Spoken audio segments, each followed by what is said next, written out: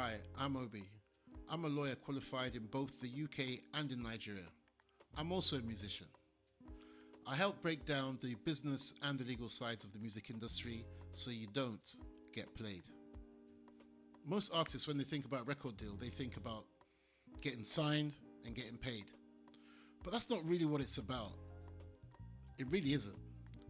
It's about ownership, control, and who actually makes money from your music. Once you understand that, you won't look at a record deal the same way again. All right, so what is a record deal? Now, a record deal is a contract between the artist and the label. The label invests money, the artist gives rights, and the label takes a share of the revenue. So it's a trade, it's a trade-off. You're trading ownership and control of your music for funding, exposure, infrastructure, all the things that a label has to offer. Again, a misconception is you're given money by the record label. You think it's your money. It is your money, but it's really a loan for an investment, which they are going to collect back. In exchange for that money, it's not just a case of, oh, they're just going to shoot videos for me, put money in my marketing, shoot videos, give me advance money so I can live in, wonderful places, drive a nice car. No. You are giving them the rights to your recordings. Usually there's a long-term commitment. The record label will hold you in a contract for a long period of time. Could be for many albums, many singles, could be for years. You give them control over your releases. So once you sign, you cannot just release music as you like. You release the music that they want you to release.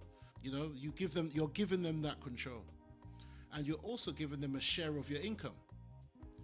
So it's not just a case of them just, oh, these guys are really nice, they're really kind, they've given me all this money. They've given you money for a reason. This is what this looks like in real life. Now, you all know Meg Thee Stallion. Now, what happened was Meg Thee Stallion was signed to 1501 Entertainment. In 2020, she joined Rock Nation. She had a management deal with Rock Nation. And then when Rock Nation looked at her deal with 1501, they said, this agreement is a terrible agreement. She had signed away so many of her rights without her really understanding what the terms were.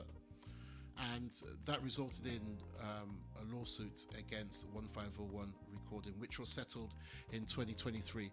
Rapper settles legal dispute with former label. Megan Thee Stallion has reached a settlement to end a long-running legal battle with her former record label. The rapper first filed a lawsuit against 1501 Certified Entertainment in 2020, claiming they were stopping her from releasing music. But the pair will now amicably part ways, as first reported by Billboard. Megan said on Instagram Live that she didn't really know what was in her contract when she first signed it. I was young, I think I was like 20. I ain't know everything that was in my contract, she said. She didn't know what was in the terms of a contract. Not necessarily that she didn't know, but didn't understand the significance of the terms in the contract. And it was only when she signed the management deal to Rock Nation that it was made clear to her that look at what you've look at the terms you signed in here, which led to 3 years of litigation, to them eventually coming to a settlement and her leaving that contract.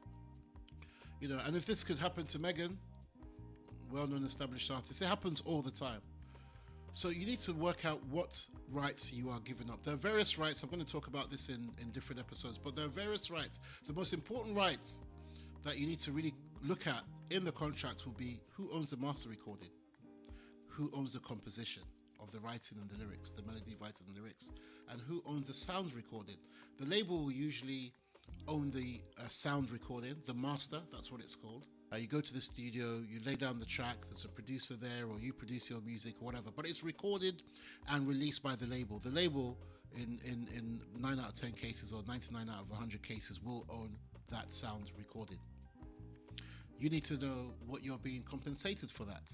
You need to ask yourself, what rights am I giving up? What is the long-term commitment? How long am I going to be in this contract? And what needs to happen if I want to leave? Who has the control over the releases? And also, you're giving up a share of your income. And that's why it's important to know what the income streams are, what your rights are, to try and understand what the advance is or what that money the record label given to you, that they're given to you, whether it's fair or not. So it's not just a case of, oh, this record label has seen me and I'm going to be signed, I'm now signed. It's not about that. It's not about that at all. The record label will never come to you if you have nothing to offer, especially in this day and age where you've probably got a hit that's viral. All of a sudden, like clockwork, record labels will contact you. You need to ask yourself, why are they contacting you now? When, you understand, they're not coming there for nothing. They're coming there for a reason. So if a label comes and says, I'm going to give you £100,000, your starting point should be, well, for sure, I know I must be worth more than £100,000. But even if you're not worth more than £100,000, just say you're not. What are you giving up for the £100,000? That's what you need to look at. So you need to look at the terms. What rights am I giving up? How much are you getting paid? How long am I going to be in this contract? So most artists don't get caught out because they're careless. They get caught out because they don't fully understand the terms of the contract. Now, they focus on the advance. They don't read the contract properly. They don't understand the long-term impact of not reading the contract properly before they sign it. And they don't take legal advice. So you have to take legal advice. You just have to. A red flag I would say is this. If they're trying to tell you that you have to sign now, they tell you something like, oh, there's other artists involved and the record label needs this signed before 6 p.m. or so, today, because if not, another artist is going to sign it, don't sign it. That is a red flag. Also, don't rely on the lawyer that the record label gives you, because the record label is really going to act in the best interest of the record label. Get independent legal advice. Do some research. Tell them and call their bluff. If they say, if you don't sign it by today, the contract is gone, let the contract go, because I can almost assure you, guarantee you, that the contract was no good in the first place. Yes, they might have given you a nice large advance, but it is not worth it, or it would not be worth it in the long run. The very fact that they've come to you means that you have something. So just have a little bit of patience. Take your time and get some advice on the contract. And that's it. So I'm OB signing out. This is Legal Pepper Soup, where I break down the legal and business side of the music industry so you don't get played.